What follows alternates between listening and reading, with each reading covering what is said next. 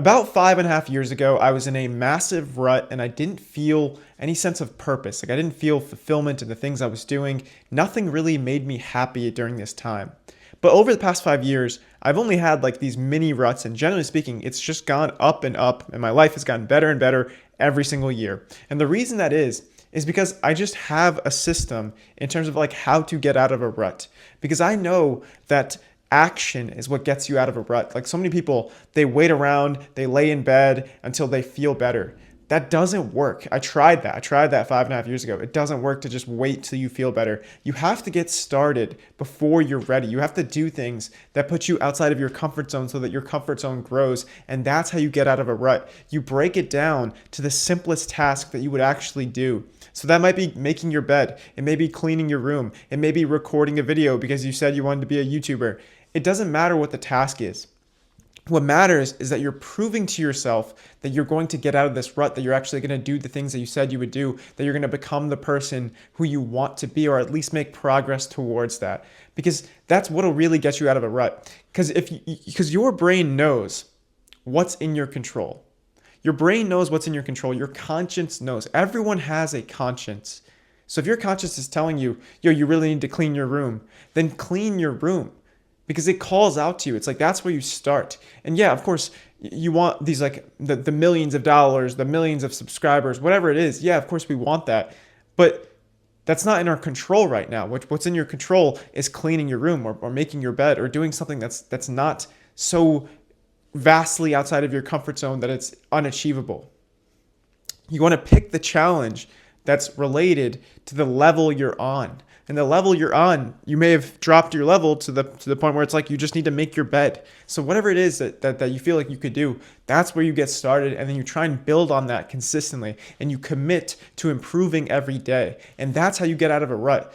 Because again, our conscience, we know what's in our control and what's not. We know that if there was a massive earthquake that wouldn't be in our control. So we're not going to blame ourselves for not making our bed when there's like a massive earthquake. I know this is an extreme example, but it's like we know what's in our control and we know it's not. But it's hard to live with yourself when you're not doing the things that are in your control. When you know that instead of scrolling all day, you should be working on your business or making a video or doing something that's productive. We know that deep down inside, our conscience knows. So you have to negotiate with your conscience and figure out what the next step is. Break it down to something you would actually do. And that's how you get started. And you surround yourself with people who support you. So maybe the next step is looking through all your friends and being like, okay, who's not rooting for me? Who's not supporting me? And then maybe it's not talking to those people. Because if you want to get out of a rut, you have to make sure that the people around you also want you to get out of the rut, that they're there to support you when you want to become a new type of person. Because once you start doing this, once you start making progress in areas that are important to you, then some people will judge you and some people will want you to not do that. It's kind of like if you're an alcoholic and you have a lot of alcoholic friends, and then you quit drinking. You might have a friend or two that's like, oh, you're no fun anymore. You never come to the bars with us. It's like, yeah, I quit drinking. So it's like, of course I'm not going to go to the bars. I don't want to do that. You know what I mean? So it's like, you want to find the friend who's like supporting you in becoming the best version of yourself. They're on the side of you that wants the best for yourself and them. So it's like, those are the people you want to have around.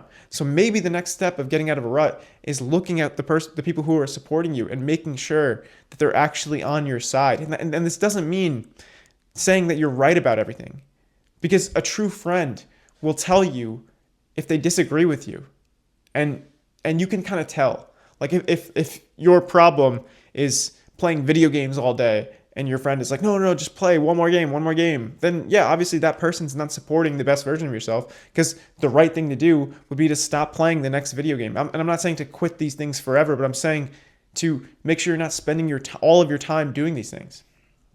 It's kind of like Good Will Hunting. I don't know if you've seen this movie, but basically the main character is like a genius janitor, right? And his best friend is like, dude, if I see you in this town next year, I'm not going to be your friend. He pretty much like tells him like to go to MIT or something. I forget the movie, but he tells him to like go to MIT and like become this like famous professor or something. I don't remember it specifically, but he basically is like, yo, don't stay in this town. You have more potential than me. Just go out and accomplish things. And you don't have to. Your friends don't have to say you have more potential than me. They just have to say like, do the things that you truly want to do. Fulfill the things that are relevant to your potential. And then they should be working on their own self. What's best for them? What's the best version of them? Like that's the type of friend that you want to have around. So it's like if you're in a rut, to summarize, break it down to the next step, take the next step, be consistent to try and get better every day, and make sure the people around you are supporting you. And if you do those things, then you got a pretty good chance of getting out of a rut, or at least that's your best strategy. And the other thing I want to talk about that's really important is being honest with yourself and others.